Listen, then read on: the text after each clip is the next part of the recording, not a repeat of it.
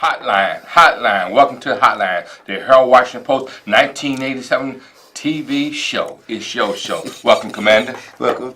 Glad to be back. Oh, yeah. Glad to be back for a second time of this season and the third season of this, though. But we're here like every week. We tell everybody the main thing about this show is about the veterans. How they live, what they're doing, the benefits, the health, anything you can name, that's what we bring up. And also, we'd like to everybody to know that today is a very special show.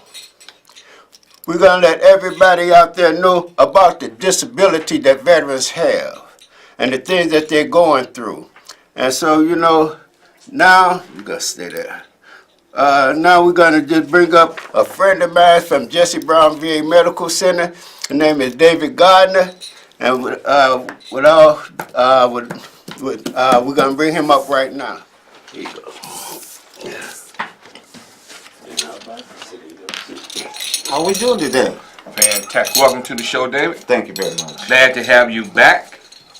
And before we got on the air, you was talking a little bit about how many of our soldiers was committing suicide, our veterans. Yeah, that's correct. Let's talk about that a little bit because our civilian population out there, a lot of them don't understand what our veterans are going through. And we need to make the civilian community aware of the issues facing veterans and why we think they're committing suicide at a larger rate than normal. That is because when an individual goes through a trauma such as losing a limb, spinal cord injury, trauma to the head, they go through a period of they're just down on themselves. And what that leads to is thoughts of suicide because they don't feel whole anymore, basically. And right now the rate looks like it's about one veteran every 72 minutes commits suicide. Wow. That's alarming. And It's terrible. To what degree or what kind of help are these veterans getting when they call the hotline, if any help? Because I heard of a sad case where a veteran tried to call the hotline to get help. It ended up being too late. He took his life. Well, one thing that has affected me because I personally was one of those individuals that got down in the dumps and had those thoughts. I just recently came from the National Disabled Veterans Winter Sports Clinic. This is the 32nd year I've been going and attending for the last 3 years. The purpose of them is to help build the self-esteem, make them feel worthy through sports. And the main sport that we do is skiing. Skiing? Yeah, and that's because it's a sport that not too many people think that they can do. Okay. And when a veteran sees that with his disability, He can ski. he can Or ski she. down a mountain. Or she. Or she. Right. I forgot about that now. Don't want to leave the sisters out. Yes. Ski down a whole mountain. Wow. And look back up and Did I do that? We're talking about 4,000 feet. Wow. No hill. I'm talking about a mountain because it's in Aspen, Colorado. And the veterans can get in this program through the local VA. All right, that's I mean, good thing you brought that up because you're talking about the WSC and how do veterans get into the program, and you're talking about through the local VA? Right. And what would they have to do? What's the process? The process is they need to contact and go through their recreational therapy department or their physical or occupational therapy department. They will be able to get in touch with the DAV, that's the Disabled American Veterans. They are our host. Okay. They supply the funds that sends us to this event. And from that point on, it's just a process of submitting the applications, but the more, the merrier.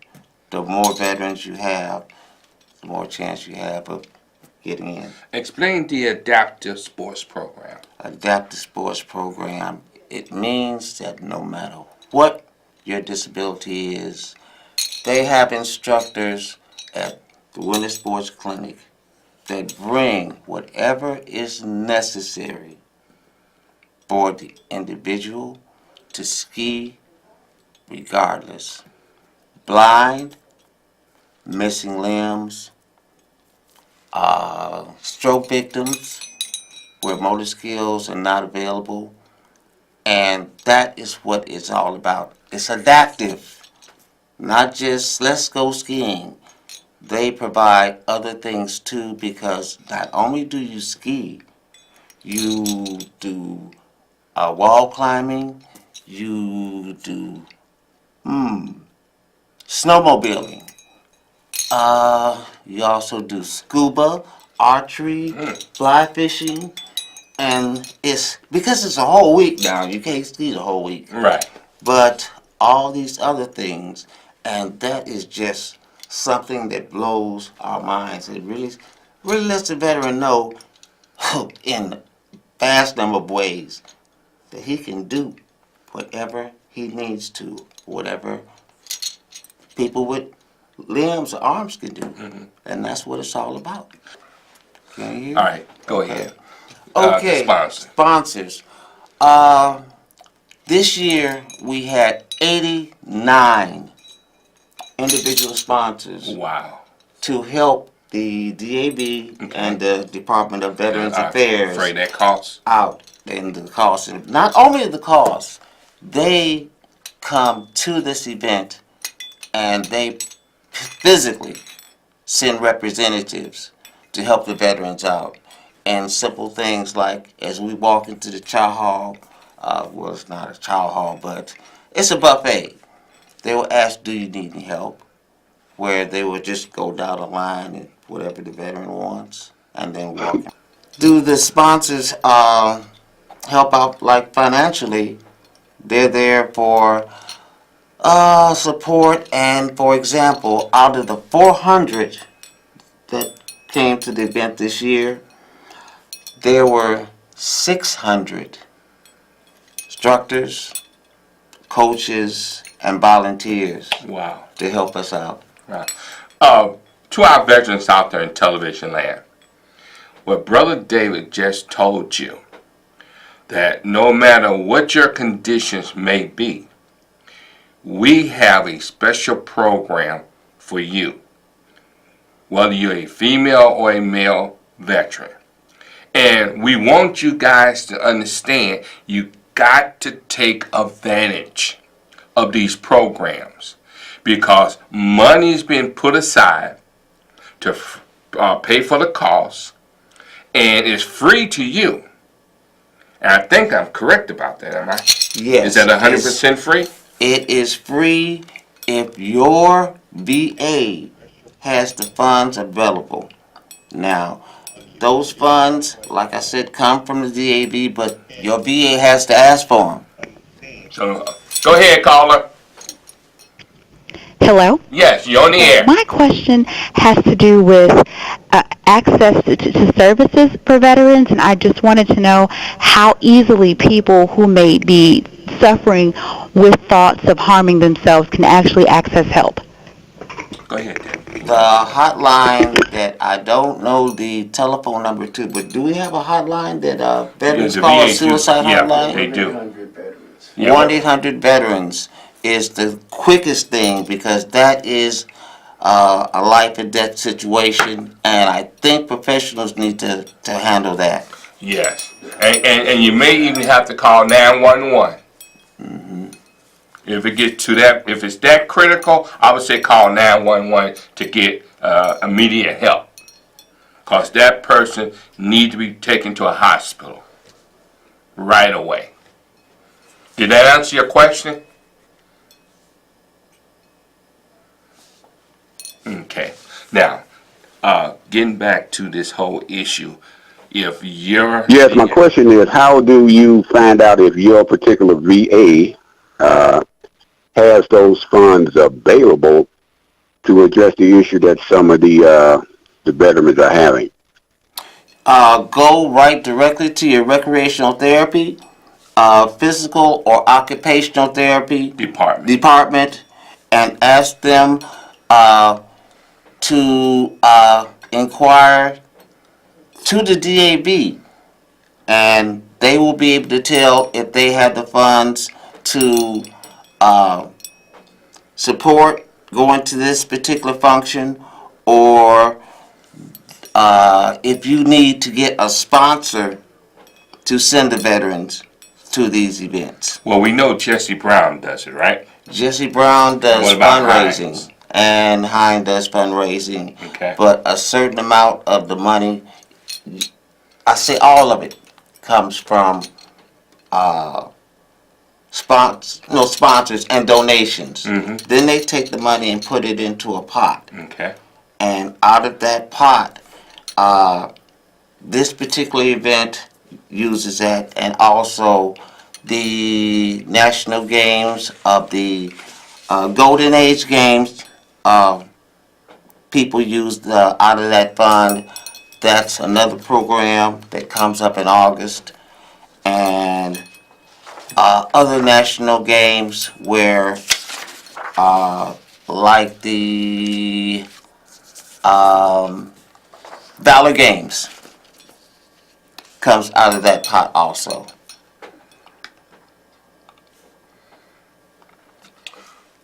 Brothers and sisters out there in television land, if you are a veteran, you see that job fair for all. If you are a veteran looking for a job, check out the job fair.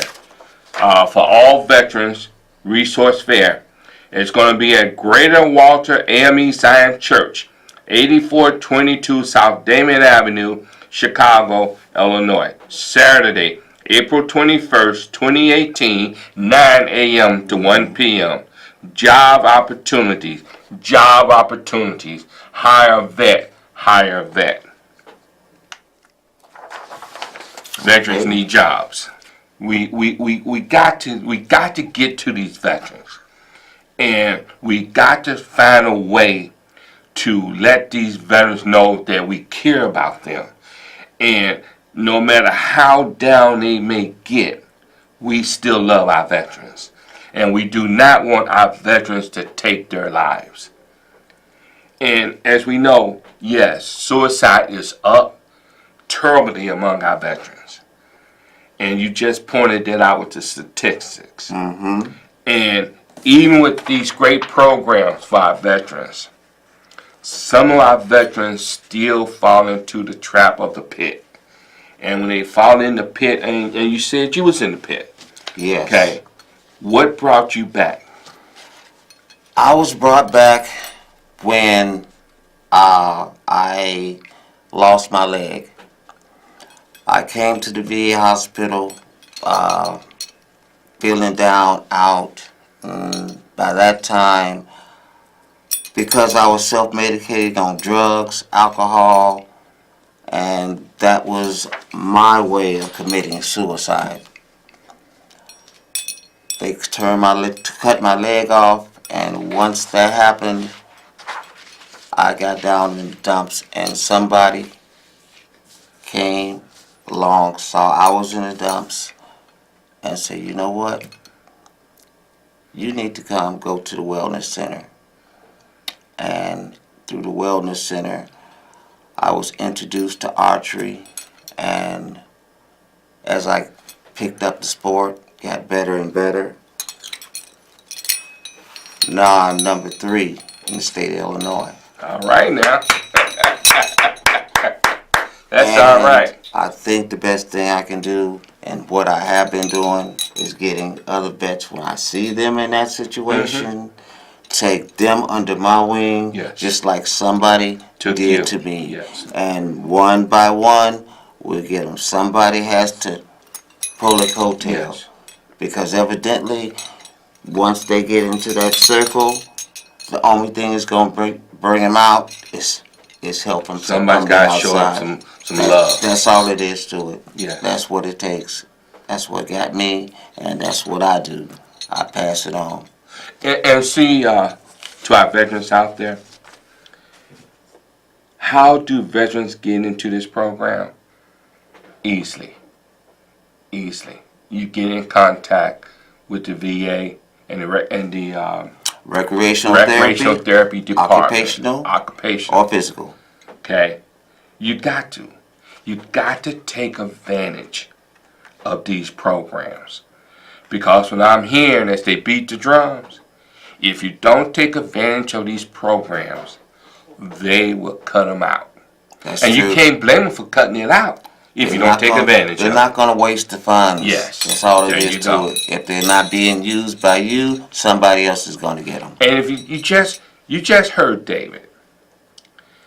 David just told you that when he was in the pit, someone showed him a better way, another way, Yes. so that you can get out the pit. And the pit is dangerous. And the reason the pit is dangerous because you wallop in your misery. Okay? And we don't want you to be in your misery.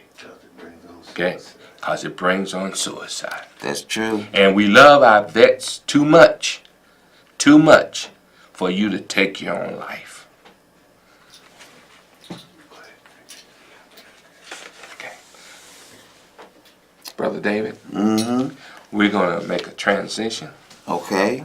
And thanks for being here. My pleasure. My pleasure as always.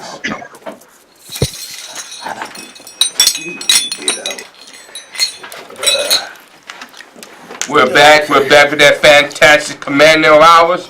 Welcome back, sir. Thank you, glad to be back. And also, me and David go a long way back. And it's nice to see somebody that been down there with you.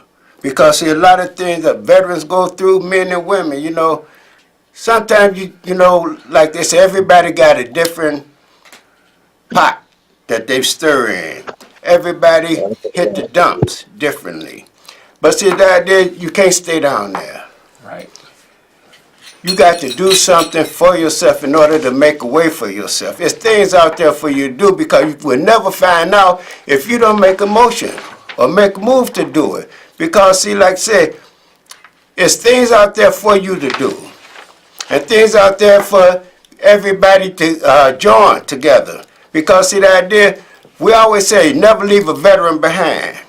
It's things that veterans could do. As they say, homeless veterans. It should not be any, but see, it is. A lot of things we do is a lot of things we can't stop. But also, you know, by this week coming up, April 15th will be Harold Washington's birthday. And every year for his birthday, we have a little presentation for him at Oakwood Cemetery. And if anybody want to join us, we will be there starting at 1 o'clock p.m. Saturday.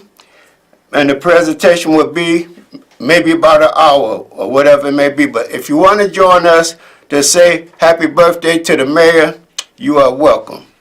And then in the meantime, we always have to, for stand down, give me a close up on that. You know, for the people that, you know, want to know about the stand down, we're having a stand down, excuse me, May 19th. And it's from 9 o'clock to 3 o'clock. It's at 2501 2750. West Roosevelt.